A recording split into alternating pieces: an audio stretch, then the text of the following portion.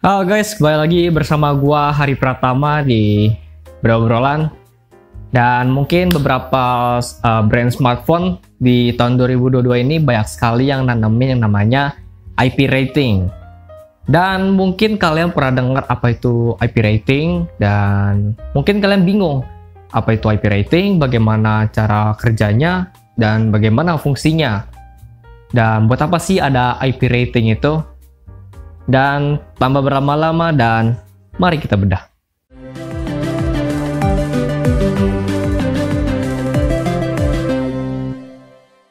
Kita kenalan dulu nih dengan yang namanya IP. IP singkatan dari Egress Protection. Jika ditranslate ke bahasa Indonesia adalah perlindungan masuknya. Yang berarti perlindungan masuknya suatu benda ke smartphone. IP rating ini didapatkan dari IAC, atau singkatannya itu International Electrotechnical Commission. Jadi brand nggak sembarangan ngasih IP tersebut. Jadi harus diuji dulu sama si IAC ini, baru bisa dapat yang namanya IP rating. Tentunya uji coba ini itu harus sesuai dengan standar yang telah ditentukan. Jadi kalau kalian punya smartphone, lagi nyiptain smartphone, terus mau dikasih IP rating, kalian bisa tes ke IAC dengan sesuai standarnya lah gitu. Lanjut, kita cari tahu dulu nih, apa fungsi dari IP rating. Fungsi dari IP rating agar dapat mengetahui kemampuan sebuah smartphone sebelum smartphone dijual secara massal. Jadi HP-HP di sekarang yang di luar sana itu dites dulu sebelum dijual ke publik, ke kita-kita maksudnya. Jadi bisa mengetahui kemampuan handphonenya sendiri. Misalnya Samsung membuat handphone seperti ini, dan mereka tes dulu nih ke IAC dapat IP berapa, baru mereka bisa cantumkan di specification-nya. Begitu. Dan biasanya IP rating itu muncul biasanya yang tahan air ataupun tahan debu. Ya, dua itulah. Nah, sekarang udah ada nih, kita udah tahu nih IP rating itu apa, fungsi gimana, terus gimana cara bacanya. Karena kan banyak juga angkanya gitu.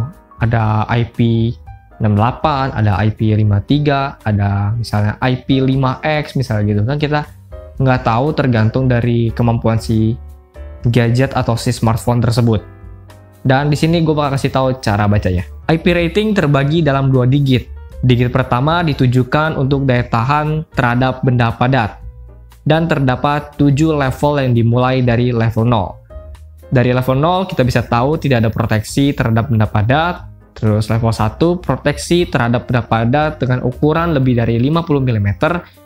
Berarti jika telapak tangan dimasukkan itu gak kenapa-napa. Maksudnya ya nggak bisa masuk ataupun bisa masuk, pokoknya nggak kenapa-napa. Pokoknya harus aman dari telapak tangan. Dan untuk level 2, kita bisa tahu proteksi terhadap benda padat dengan ukuran lebih dari 12,5 mm. Ya, kita asumsikan sebagai jari tangan, harus aman dari jari tangan juga. Dan untuk level 3, proteksi terhadap benda padat dengan ukuran lebih dari 2,5 mm.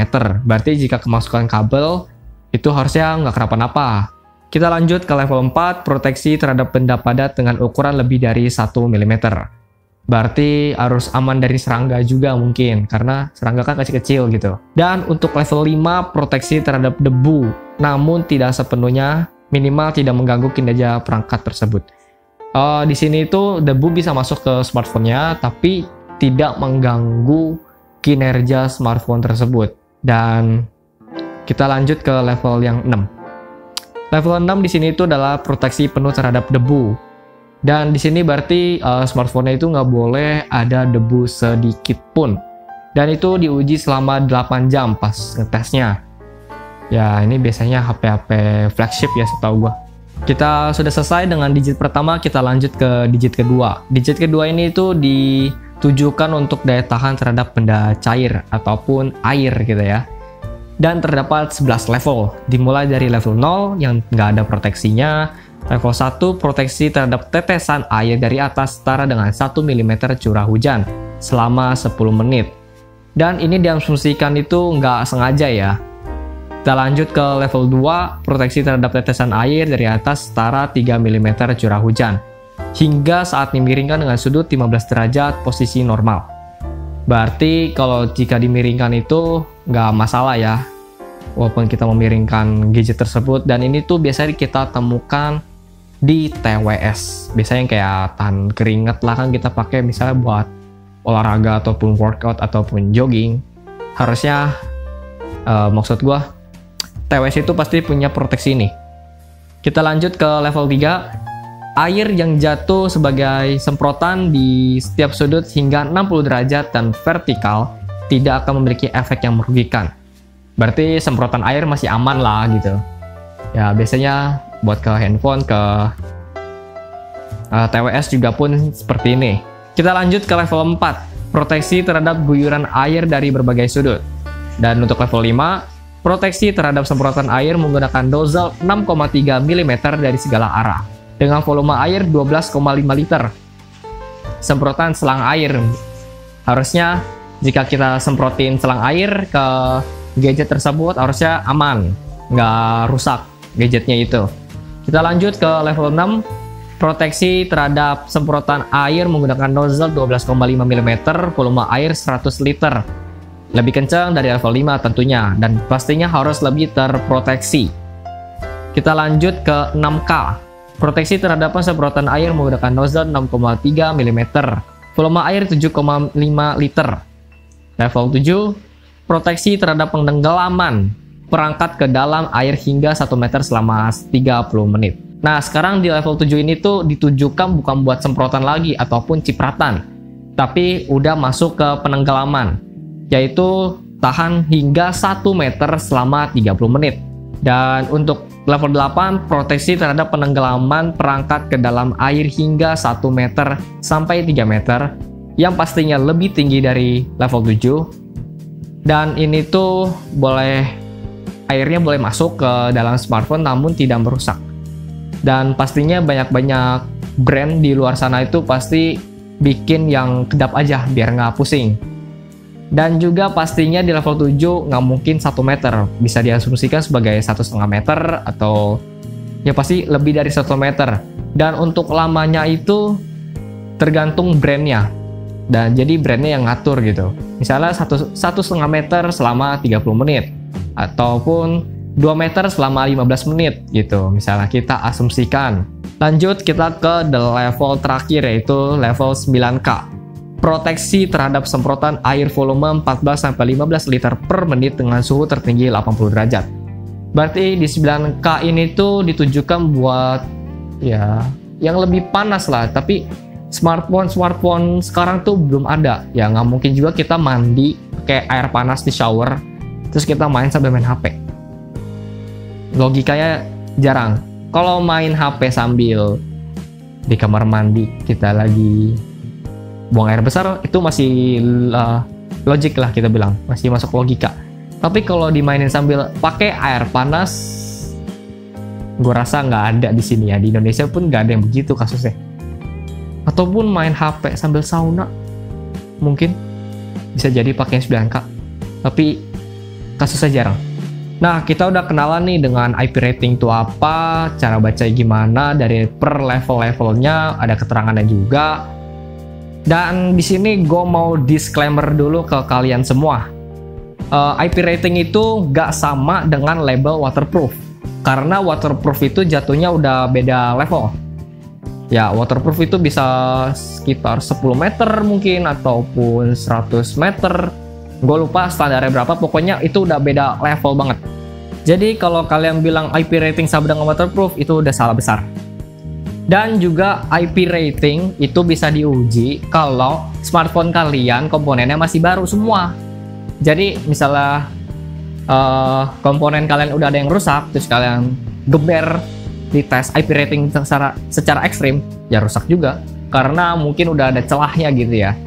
Dan juga kalau kita nggak sengaja memasukkan HP kita ke air dan itu ketahuan di service centernya, garansi itu nggak bakal berlaku dan juga pasti hangus. Karena itu hal yang tidak sengaja, karena IP ratingnya itu bukan garansi buat ketahanan sebuah bukan garansinya gitu. Tapi memang IP rating ini tuh diadakan untuk sebagai ujinya aja. Jadi ya kita nggak bisa sembarangan secara sengaja untuk memasukkan handphone kita ke air.